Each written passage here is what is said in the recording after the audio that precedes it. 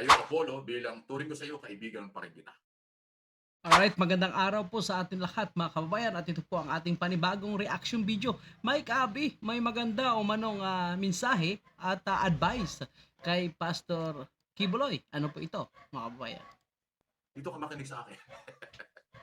Dito sa MA Pinoy TV at Mike Abby Opinion, may mga mo at mga pagbibinta mong matinding korupsyon, drugs sa Malacanang, kung ano-ano sinasabi. Eh, yan ang content araw-araw ng mga mapanirang vlogger.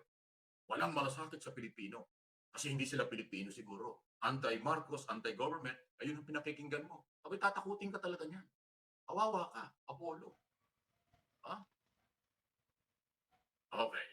So ang feeling pala ni Mike Abi mga kababayan, itong mga nagsasalita patungkol sa anomalya, korupsyon at matinding panggigipit ngayon na naramdaman ng ilang kababayan po natin ay sinasabi ni Mike Abi na umano'y walang pagmamahal sa bayan at puro lang umano paninira. So ibig niya sabihin mga kababayan ay siya lang ba ang may concern sa ating bansa at siya lang ba ang talagang may marasakit sa ating bayan.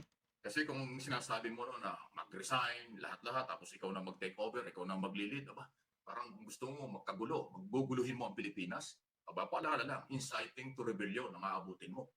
At saka anti-terror law, tulad ng sinabi ko. Hindi pa nanakot yan, advice ko lang. So, eto na.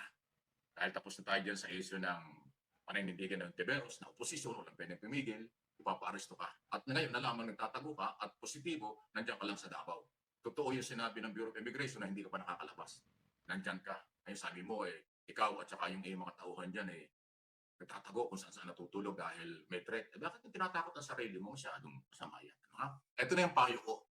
Payo ko sa iyo, Apollo, bilang turing ko sa iyo, kaibigan pa rin kita. Ano mo yung pinagdanatin natin dalawa, trabaho lang yun. Kahit nilait mo ako, kahit ininsulto mo ako. Medyo may kaplastikan din itong si Mike Abi ano mga kababayan po natin. Ang sunod-sunod na paninira niya at kung ano-anong masasakit na salita laban dito sa Isiminay at ngayon kay Kibuloy. So ngayong araw mga kababayan po natin, abay tinuturing niya pa ring umanong kaibigan itong si Kibuloy. Eh bakit mo sunod-sunod na tinitira, binabanatan mo kung kinoconsider mo na kaibigan?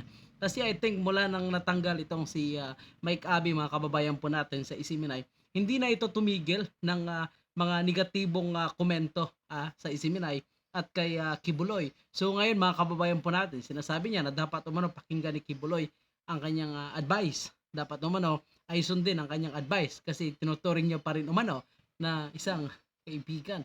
So parang yan ay ano na lang yan, kaplastikan na lang po yan ang kanyang sinasabi para sa akin mga kababayan. Ano? After kung mag-resign sa iyong SMNI, tinuturing pa rin kitang kaibigan. At ako Mm, di ba? naniniwala bilang Kristiyano at Pilipino, pag may problema, doon mo daw mararamdaman kung sino ang tunay na kaibigan. Di ba? Sabi nga nila, pag nagka-problema ka, makikilala So, mo tunay siya umano na kaibigan. ang tunay mong kaibigan. Totoo yun. Eto, paparamdam ko sa iyo kung paano sinasabi kong kaibigan pa rin kita. Ito yung payo ko. Ha? Nakinig lang. Lalo na yung mga kamag-anak, mga member, at saka yung mga balasubas na mga vlogger na walang ginawa kundi siraan ako. Wala silang makitang content pero ako ginagamit nilang content para siraan lang. Ganito yung payong kaibigan.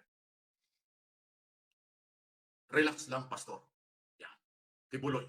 Apollo C. Kibuloy. Relax lang. Yan ang unang payo. Huwag kang masyadong pa-stress dahil pag sobrang stress, depression yan. Magkakasakit ka niyan. Baka magkasakit ka. Diba? So, ang payo ko una, huwag kang magpaka-stress. Hindi maganda yan sa kalusugan. Bakit ka na-stress? Una, tingin ko, ikaw ang nananakot sa sarili mo. Tinatakot mo yung sarili mo. Kasi ayaw mong sumunod sa rule of law.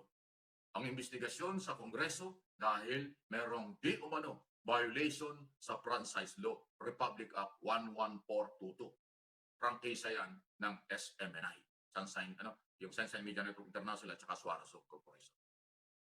At aking paniniwala sa iyo naman yan. So may proseso, kaya nga pinapatawag ka doon kasi hindi maniwala ang Kongreso na hindi sa iyo, ikaw dapat magpaliwanag. In aid of legislation, nasa batas yun. Power yan. Ito, sa Senado, magkaiba. So, sumunod ka, ang payo ko, sumunod ka doon sa proseso. Dahil kung wala kang kasalanan, malalampasan mo yan. Pero pag tinakasan mo yan, iniwasan mo yan, lalala ang problema mo. Yan ang advice ko sa'yo. Huwag kang umiwas So sa yan ang advice ni Mike Abi, mga kababayan po natin, na harapin umano ni Kibuloy itong sabina na umano'y dapat magdalo siya or pumunta siya sa mangyaring pagdinig sa House of Representative at sa Senado. Ngunit ang hamon ni Kibuloy dito kay Hontiveros ay sponsoran niya umano itong tinuturing na biktima at umano'y nakatikim ng mga molestya at siyempre pang-aabuso kay Pastor Kibuloy. Dapat sponsoran niya umano at magreklamo sila sa ah, legal court, mga kababayan po natin, sa tamang proseso, hindi umano sa Senado, dahil alam niya na posibleng makokontempt siya kapag nagsalita na ito, dahil ang main purpose lang talaga ni Hontiveros ay ayon kay Kibuloy ay ipahiya lamang siya umano. At sa House of Representative naman, naniniwala siya na hindi naman umano kailangan, dahil unang-una mayroon namang mga legal counsel na humaharap in behalf of Kibuloy, at dahil umano nanganganib ang kanyang buhay, kaya hindi ito makalabas. At kung posibleng makikita siya at malalaman sa kanyang pinagtataguan, ay gugurgurin, itutumba na umano siya nitong mga Amerikano, at siyempre sa tulong umano ng administrasyon ni Pangulong Marcos. Pero naisip din po natin na posibleng may nagbigay ng impormasyon kay Kibuloy, 50-50, posibleng totoo o posibleng ito ay parang hinala o parang kanilang analysis pa lang na posibleng gawin sa kanya kung siya ang magpapakita.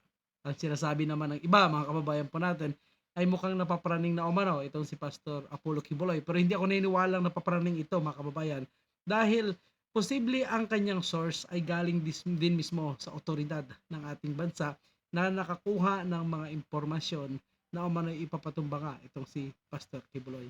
At ang kanyang rason ay umano'y gustong i-take over ang kanyang mga ari-arian. So, posible po yan, mga kababayan po natin, lalo na kung may gusto niyan ng kanyang mga ari-arian dahil dami ng kanyang kayamanan, ay posibleng nagtatrabaho sa ating gobyerno. Kayo po, mga kababayan po natin, ano po ang inyong komento at saloobin patungkol sa mga iniwang statement, yung payo umano ni Mike Abi patungkol kay Kibuloy, na kung sunod-sunod niya nga or mula nung tinanggal siya ay sinisiraan niya, ngayon ay kinukonsidera niya umanong tunay na kaibigan. So comment na po at mag-iwan ng inyong saloobin, mga kababayan. So maraming salamat.